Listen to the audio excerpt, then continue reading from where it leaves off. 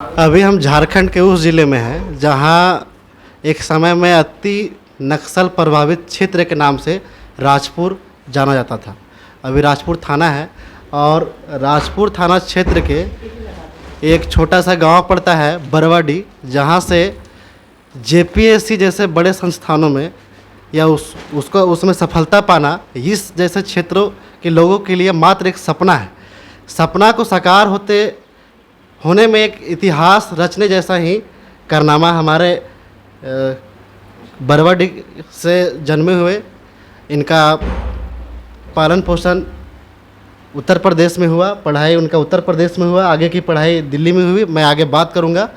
ये जेपीएससी में 160वां रैंक लाए हुए हैं और 160 रैंक ला करके चतरा जिला के साथ साथ पूरे झारखंड का नाम रोशन किए हैं। अभी हमारे साथ केसर रजा हैं और इनसे इनका जो जर्नी है यहाँ तक पहुँचने में कितने परिश्रम और कितने तरीके के आग के भट्टियों में तपना पड़ा है, इन सब चीज़ों पे हम बात करेंगे। सबसे पहले आपको मेरे टीम और मेरे तरफ से बहुत बहुत शुभकामनाएं और आपका स्वागत है। बहुत बहुत धन्यवाद आपका। सर, सबसे पहले हम ये जानना चाहेंगे कि क्या कभी आपने सोचा था कि मैं जेपीएससी जैसे एग्ज़ाम को क्रैक कर लूँगा और 160वां रैंक प्राप्त कर लूँगा? नहीं, कभी नहीं। अगर आप सच पूछें तो मुझे लगता है कि जब तक हम ग्रेजुएशन में एडमिशन मेरा नहीं हुआ था तो मुझे जेपीएससी या सिविल सर्विस क्या होता उसके बारे में एबीसीडी मुझे पता नहीं था। चूँकि हम बरवाडी, जैसा आपने बताया, कि एक छोटा सा गांव है और यहाँ एजुकेशन का कोई माहौल नहीं था, ना तो कोई अगल बगल में कोई स्कूल था। तो हम लोग मकतब में, जो मदरसा मस्जिद के मकतब होता था, तो हम लोग वहाँ जाके बचपन में मकतब में पढ़ते थे, जहाँ पे कुरान और उर्दू की। शुरुआती शिक्षा आपकी कहाँ से हुई? शुरुआती हमारी ही बरवाडी में जो है मकतब में हुई है। मदरसा होता है जिसको किस कक्षा तक? ये समझ लीजिए कि हम लोग को बुनियादी जिसको बोलते हैं इनिशियल इनिशियल एजुकेशन था। इसके बाद फिर हम चले गए यूपी में। वहाँ मेरा मदरसे में जो है सबसे पहले तो मैं सिवली गया में एक मदरसे में, वहाँ मेरा एडमिशन हुआ। वहाँ मैंने 2 साल पढ़ाई की। उसके बाद हम चले गए यूपी में अल्जामतुल अशरफिया मुबारकपुर आज़मगढ़। वहाँ से मैंने मौलाना का एक कोर्स होता है, मैंने वहाँ किया। लेकिन मुझे हमेशा से मेरे अंदर कुछ कर गुजरने का जो है एक इरादा रहता था। मुझे लगता था कि आज के दौर में अगर आपको आगे बढ़ना है तो आपको मॉडर्न एजुकेशन जो है लेना बहुत ज़रूरी है। उसके बगैर आपकी पढ़ाई जो है इनकम्प्लीट होती है। तो ये इच्छा हमारे अंदर बचपन से था। मुझे स्कूल, चूँकि यहाँ हमारे गांव में स्कूल नहीं था, ठीक है, और मैं मदरसे से आ रहा था, तो मदरसे में रहकर मुझे स्कूल में या मॉडर्न एजुकेशन हासिल करने का हमेशा से मेरे अंदर क्यूरियोसिटी रही थी। तो जब मैं मदरसे में था तो बगल में एक स्कूल था, वहाँ मैं अपने आप को इनरोल किया। वहाँ से मैंने 10th एंड 12th किया and after 12th I move to Delhi. From there I did my graduation and master from Kirorimal college, Delhi university. ऐसा कब आपके जहन में ख्याल आया कि मुझे जेपीएससी जैसे बड़े ये परीक्षाओं में भाग लेना चाहिए? I was very fortunate कि I got admitted in Kodimal College. That is very prestigious institution in India, not only in Delhi but across India.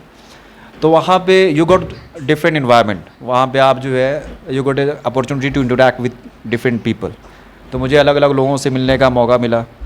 फिर उसमें से कुछ हमारे जो साथी थे वो सिविल की तैयारी करते थे, यूपीएससी की, तो उन्होंने मुझे मोटिवेट किया।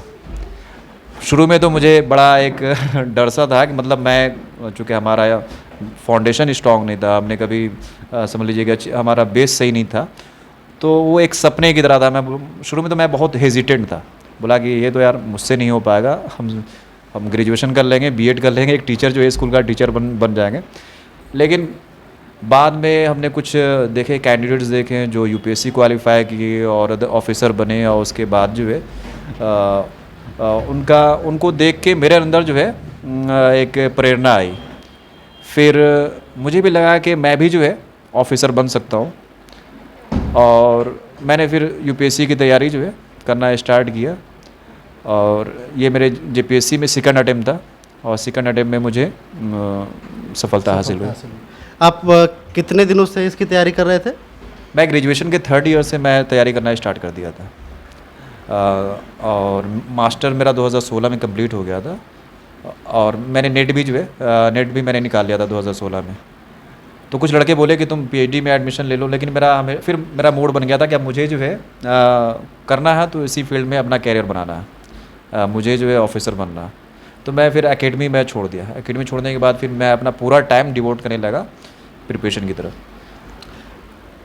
देखिए, कहा जाता है कि आप चाहे जिस भी आपके पास संसाधन जितने हैं, कम है ज़्यादा हैं, अगर आपके हौसलों में और आपके मेहनत में दम हो तो आप बहुत बड़े से बड़े लक्ष्य को बहुत आसानी से पा सकते हैं। उदाहरण स्वरूप हमारे साथ बैठे हुए हैं, आगे इनसे बात करेंगे। ये जो आपका सफलता है, ये सफलता का राज क्या है? I would say there are many factors which can be attributed to my success. सबसे पहले, बगैर आप अपनी फैमिली के कंट्रीब्यूशन के, बगैर उनके कोऑपरेशन के, कोई भी जो है सफलता नहीं हासिल कर सकता।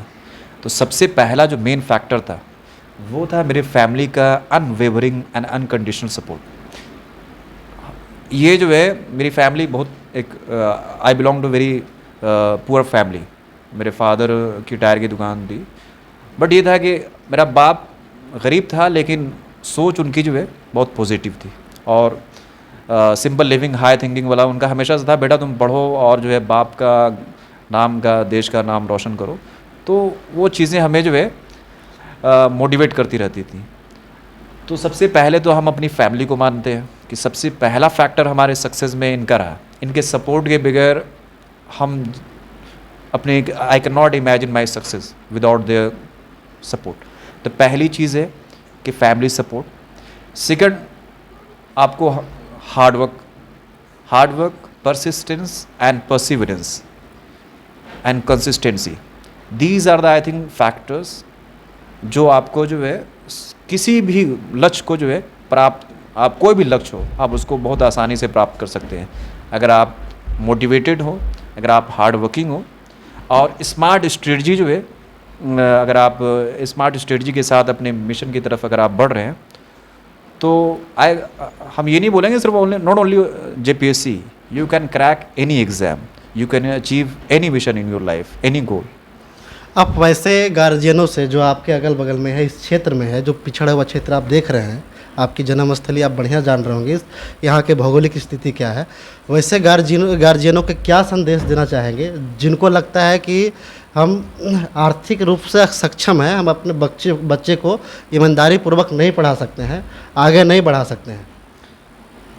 ये एक फैक्ट है, ये हकीकत है। लोग जो है अपने बच्चों को पढ़ाने से कतराते हैं, और उनका ये रहता है कि हमारे पास पैसे नहीं है, हम अफोर्ड नहीं कर सकते हैं, हम बाहर नहीं भेज सकते हैं। लेकिन मुझे लगता है कि आपको एक हौसला चाहिए।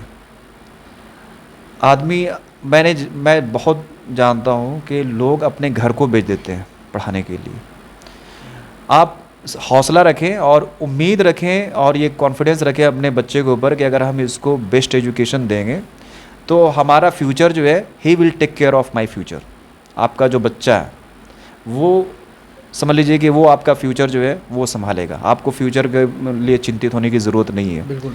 देखिए, ऐसा है कि अगर आप अपने बच्चे के प्रति ईमानदार हैं, उसके भविष्य के प्रति ईमानदार हैं, तो एक बात जो उदाहरण स्वरूप हमारे साथ बैठे हुए हैं, कभी भी आपके रास्ते में पैसा कभी भी आपके रास्ते में आपके सफलता का रोड़ा नहीं बन सकता है। ये कहना चाहते हैं? जी बिल्कुल, कि money can not be hurdle in your career ना। आपके अंदर जोश है, जज्बा है, आपके अंदर ईमानदारी है, आप अपने बच्चों को किसी भी, हम तो नहीं बोलते हैं कि आप प्राइवेट स्कूल में पढ़ाएं, आप जो है गवर्नमेंट स्कूल में पढ़ाएं। आजकल ऑनलाइन, मैंने अपनी स्टडी जो है, समझ लीजिए कि मेरा कोई गुरु नहीं है, मेरा कोई टीचर नहीं है। एक हिसाब से देखिए तो मैंने जो भी आज तक की जो मेरी जर्नी रही है, जो एजुकेशन का मेरा जो सफ़र रहा, वो मेरा I am self learn man. मैंने खुद से पढ़ाई की है। इकोनॉमिक्स, ज्योग्राफी, साइंस जैसे सब्जेक्ट को मैंने खुद से जो है, चूँकि आज के दौर में NET, we are living in the era of science, we are living in the era of ICT, information communication technology. आज आपके पास नेट है, हर जगह ये उपलब्ध है, ये गांव में भी है, शहर में भी है। आपके पास जो है यूट्यूब है, यूट्यूब पे जो है देयर आर मेनी चैनल्स जो फ्री ऑफ कॉस्ट आपको जो है पढ़ा रहे हैं। आपके अंदर लगन होनी चाहिए, पढ़ने का जो है जिज्ञासा होनी चाहिए। आपको के पास पहले एक्सक्यूज़ हुआ करता था कि we can not afford going daily and you or taking admission in coaching. You don't have to take admission in coaching. There are many coaching. आप और वो जो कोचिंग आपके मोबाइल में है, आप मोबाइल को कैसे यूज़ करते हैं, आप नेट को कैसे प्रयोग करते हो उसका, आप हर चीज़ों का पॉजिटिव और नेगेटिव चीज़ होती एस्पेक्ट होता है। आपके पास वो सारा जो है प्रोविज़न्स है, सारी फैसिलिटीज़ है, आप उसको कैसे अवेल कर रहे हैं वो आपको जो है आपके फ्यूचर को डिसाइड करें। देखिए साथियों, इनका कहने का मतलब है कि अगर आप उच्च एजुकेशन के लिए, उच्च शिक्षा के लिए आपको लगता है कि दिल्ली, कोटा, पटना ऐसे जैसे शहरों में जा कर के ही हम सफल हो सकते हैं, तो ये गलत है। आप घर बैठे, आपके पास नेट है, मोबाइल है, उसमें सारा कुछ अवेलेबल है। आप अगर अपने भविष्य के प्रति और अपने प्रति अगर ईमानदार हैं तो घर बैठे भी आप अपने भविष्य संवार सकते हैं, बना सकते हैं। बिल्कुल। आपको कहीं जाने की ज़रूरत नहीं है। आपका होम जो है वो आपका समझ लीजिए लाइब्रेरी है। आपका मोबाइल फ़ोन आपका एडुकेटर है। आपको मैं नोट बनाता था, मैं बुक से मार्केट से बुक लेके आया और गूगल आपको मटेरियल, जैसे मान लीजिए आपको नोट बनाना, तो एक मैं स्पेशली व्यूअर्स के लिए जो तैयारी करते हैं मैं उनके लिए बोलूँगा कि आप गूगल पे टाइप कीजिए कोई भी जो है, मान लीजिए कोई टॉपिक से एक हम एक उदाहरण के तौर पे हम दे रहे हैं, जैसे ग्लोबलाइजेशन इट्स या फिर हम उसको कर सकते हैं कि is the world moving towards deglobalisation. एक टॉपिक आपने उसको टाइप किया और उस पर सिर्फ आप यूपीएससी जो है बगल उसके बाद लिख दीजिए, आपको 7, 8, 10 लिंक मिल जाएंगे। अब उसमें सारे जो है आपको डिफरेंट आर्टिकल्स मिलेगा। अब वहाँ से आप कुछ पॉइंट्स, चूँकि मोर लेस चीज़ें जो भी डिफरेंट आर्टिकल्स में अगर आप पढ़िएगा तो चीज़ें सेम होती हैं, कुछ 2-3 बिंदु या 2-3 पॉइंट्स जो है उनके डिफरेंट होते हैं। और हमें क्या होता है कि आप सब तैयारी करते हैं, बुक सब पढ़ते हैं, आपको जो एक्स्ट्रा जो एडवांटेज देगा वो यही पॉइंट्स देंगे। आपने कुछ पॉइंट्स एक आर्टिकल से ले लिया, 2 आर्टिकल से ले लिया, 3 आर्टिकल से, तो इस तरह का आप अलग अलग पॉइंट्स को आपने एक जगह नोट में अपना नोट डाउन कर लिया। फिर उसके बाद आपको ये टॉपिक पढ़ने की ज़रूरत नहीं है, आपको इसके बारे में डिफरेंट आर्टिकल्स पढ़ने की ज़रूरत नहीं है। आपका फिर ये नोट जो है आपके लिए इनफ होगा। अब इस टॉपिक से रिलेटेड कोई भी क्वेश्चन आता है, you will be able to write the best answer. तो आप नेट का इस्तेमाल करें और जिस तरीके से मैंने बताया कि टॉपिक आप डालें, टॉपिक के बाद आप यूपीएससी डाल दीजिए, ताकि यूपीएससी से रिलेटेड जितने लिंक होंगे सारे आपको सारे लिंक मिल जाएंगे वहाँ से। सेम चीज़ यूट्यूब पे आप उसका इस्तेमाल कर सकते हैं। यूट्यूब पे भी बहुत सारे चैनल्स हैं। कुछ चीज़ें आपको जैसे होता है कि आपको समझ में चीज़ें नहीं आती, कुछ टॉपिक्स होते हैं जो आपको खुद से पढ़ रहे हैं बट वो समझ में नहीं आ रहा, आप उसको यूट्यूब में डालिए, वहाँ पे एक्सप्लेनेशन उनका जो है उनका वीडियो देखें, आप चीज़ें वहाँ से समझ में आ जाएंगी। एक सवाल थोड़ा हटके है, आपने अपने शिक्षा के लिए इतने साल बाहर में बिताया, एक जो नॉर्मल यहाँ ग्रामीण क्षेत्र के जो लोग होते हैं उनका एक धारणा होता है कि अब उम्र हो गई है, बहुत हो गई शिक्षा, अब छोटा मोटा कुछ देख लेना और घर आ जाओ, शादी करवा देते हैं। क्या कभी आपके घर से इस तरह का सवाल आपके लिए किया गया? हाँ, ऑब्वियस सी बात है, ये हर फैमिली के साथ होता है। जब आप एक सर्टेन थ्रेशोल्ड क्रॉस करते हैं एज का, तो उसके बाद ये क्वेश्चंस जो आपने बोला वो स्वाभाविक है, वो होना होता है। हमारे साथ भी जो अब तो ये प्रश्न आपके लिए बिल्कुल बेकार है, लेकिन नहीं, हम पहले बिल्कुल हुआ, चूँकि मैं बता रहा हूँ आपसे, मेरा छोटा भाई था, वो मेरे चक्कर में जो उसकी शादी नहीं हो रही थी, फैमिली बोल रहे हैं ऐसा करो तुम दोनों जो है, नौकरी बाद में भी लगती रहेगी, पहले ऐसा करो दोनों शादी कर लो।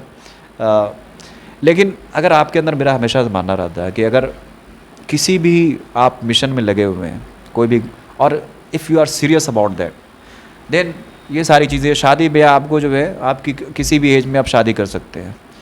ऐसा ज़रूरी नहीं है कि आप शादी करके ही जो है, शादी 25 साल में ही आप करना चाहिए। लोग जो है बाहर में अगर आप जाएंगे जो मेट्रोपोलिटन सिटीज़ है, वहाँ उन्होंने एवरेज 32 ईयर्स में भी शादी होती है, 35 ईयर्स में भी शादी होती है।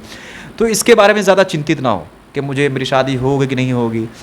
आज जब आप बन जाइएगा तो आप 40 साल के भी होइएगा तो आपको जो है 10 लड़की आपसे बिल्कुल, ये तो मैंने कहा है कि अब ये सवाल आपके लिए बिल्कुल बेकार है। लेकिन जब तक सफलता हासिल नहीं हुई थी तब तक ये सवाल घर वालों के लिए लाजमी थी। अब एक प्रश्न और मेरे तरफ से है, आपके सफलता में सबसे ज़्यादा हाथ आपके परिवार में किनका रहा?